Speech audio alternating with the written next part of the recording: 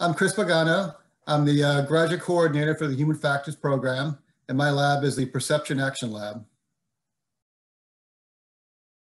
I came to Clemson in 1995, 25 years ago.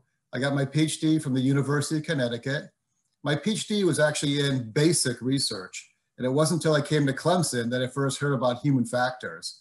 So I was here for a few years, and then I was asked to teach the ergonomics class. And that gave me my first interactions with the human factors graduate students. And so then slowly over the years, my research became more and more applied work, human factors work.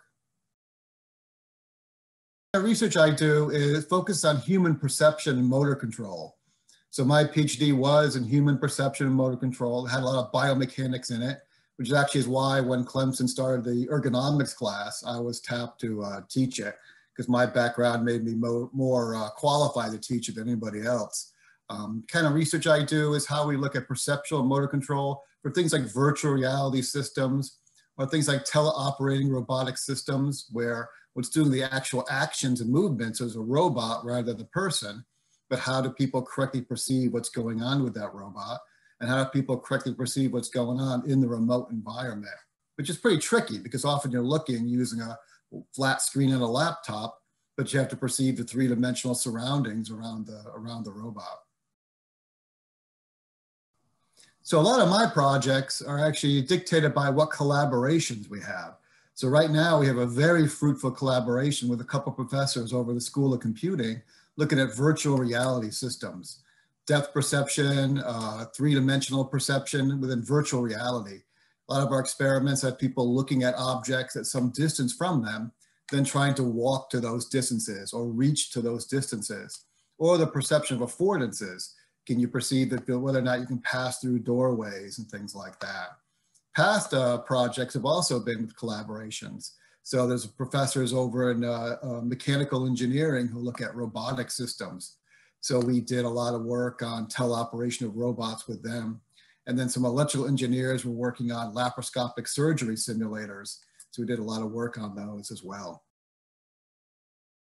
So I have a couple of very large rooms that we use for our laboratory, because often the subjects will have head-mounted displays on, then they'll be walking around a big space. So they're walking around in the real room, but what they're actually seeing is a virtual room. And then we'll also run the same experiment, run other conditions where people are viewing the real world without the head-mounted display, and then seeing if people's performance is identical in virtual reality as it is in the real world viewing. So I have a very large lab over in Serene Hall, and then also in the basement of Brackett Hall. So I like to have about 3 PhD students at a time, no more than 4. 2 starts to be a little bit too few for what we do, because the work we do is very collaborative. So our research really is a team effort. So there's definitely certain projects that belong to one student over another student, but still we all seem to work together on all of the projects. So I'm always looking for graduate students who work well in a team setting.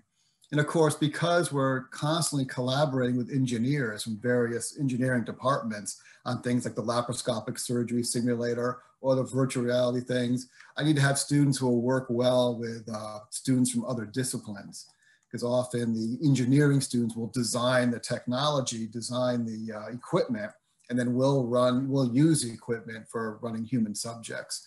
But often we have to work in close collaboration. So I say we tend to be a pretty close-knit team. We'll go out to lunch together and things like that. But we try to act as if we're all colleagues, all working on the projects together. Well, my advising style is, it's a fairly hands-off advising style. I really expect my students to be sort of self-starters and to be running their own projects themselves. I'm not leaning over them, telling them every detail. So I'm there more to mentor the higher level stuff, you know. What is the research question? What is the theory behind it? What's good experimental design, things like that. But I really leave it to the grad students to take care of all the details of what's going on in the lab. In fact, the graduate students really run my lab more so than I do. Grad students have a lot of contact with the undergrads, for example, who are helping the graduate students to run their experiments. So I'd say it's a relatively hands-off approach. And also in my lab, it's pretty common for the experiments that we run to be ideas that the grad students have. I mean, often grad students will have ideas of what they want to do research on, and that will change the whole direction of the entire lab for years. So I give my grad students a lot of leeway. And, you know, I find that they, you know, at the graduate level, they rise to the occasion, and it works out pretty well. Well, we look for a new grad student is, again, grad students who will seem likely to be team players, right? Because again, in my lab, it usually isn't just you off by yourself working on your project. You have to be in constant contact with other people. And most of what we do is, again, is a team effort. I also look for grad students who have good writing skills and good statistical skills. So I really don't know how to teach my grad students how to write or even teach them statistics. I mean, I got a good feel for what's good writing and what's poor writing, what's appropriate statistics and what isn't. But I really expect students to come in with the ability to write and also with an interest to learn statistics. The time I spent with my students is, again, more talking about what to write about. What are our ideas? What are our theories? How are we interpreting our results? So I really like spending my time with my grad students talking about that higher level stuff. And I really kind of expect them to be able to absorb on their own what's being taught in the statistics class and to have come in already with good writing skills. Yeah, so my students have gone on to a number of careers. They've worked for Microsoft and Google and Exponent. One of my more recent PhD students works for a lawyer's office, actually a large engineering firm that does a lot of consulting with lawyers and for court cases, things like accident reconstructions. So, you know, what was perceptible, what was not perceptible, you know, would somebody have tripped over something because they couldn't see it, things like that. And I also have had a grad student go into academia. He's now a professor at Butler University. I think my advising style helps prepare my students for their careers because I'm so hands off. So the students have to kind of run the lab themselves to an extent and come up with their own ideas. And I'm always there to help when I'm needed, and I interact with my students a great deal. But really, they run things, and they have to be self-starters, and I'm not always leaning over them. So they're very well prepared to then run their own research lab when they become professors, or to run their own research lab when they're working for a place like Exponent, where you know, it's very research oriented. Plus, a lot of the work I do is very theoretical. So much work done in human factors, people don't really have theories behind what they do. But because I come from basic research, a background in basic research, the work we do, even when it's very heavily applied, like the work on laparoscopic surgery, is very theoretically driven. In fact, that research we did in laparoscopic surgery, we published it in 2 different places. So the first publication was in the journal Ergonomics, which is very applied, but then the second publication was in Journal of Experimental Psychology, Human Perception and Performance, which is a very basic research, very theoretical outlet. And the experiments for those 2 journal articles were very similar. I mean, we could have swapped them. You know, it's just the introduction and the discussion sections were very different. You know, one stressing more applied and one just stressing theoretical.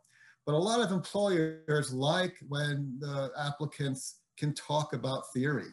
I remember way back in the late 1990s, one of our terminal master students went for a job interview at Microsoft. And this is back before we even had a PhD program, but he had done a very theoretical master's thesis, which was actually very unusual. He was concerned about whether you'd find a job after doing a theoretical master's thesis. Microsoft loved it and interviewed him because they liked that theoretical work and the fact that he could think theoretically. In fact, I remember him coming back from the Microsoft interview saying, oh, they asked me questions like, why are manhole covers round? You know, but you know, being able to talk about theory and being able to having done a lot of research and be able to talk in depth about your statistics and things like that are all things that employers really look for particularly at the PhD level, where they want you to be able to run your own lab and direct research at their place. Probably the biggest source of job leads has been alumni. I think this actually speaks more to our program in general, not specifically my lab, but we have a very good network, a very deep network of alumni, and they've been an excellent source for job offers and internships for our students in our program.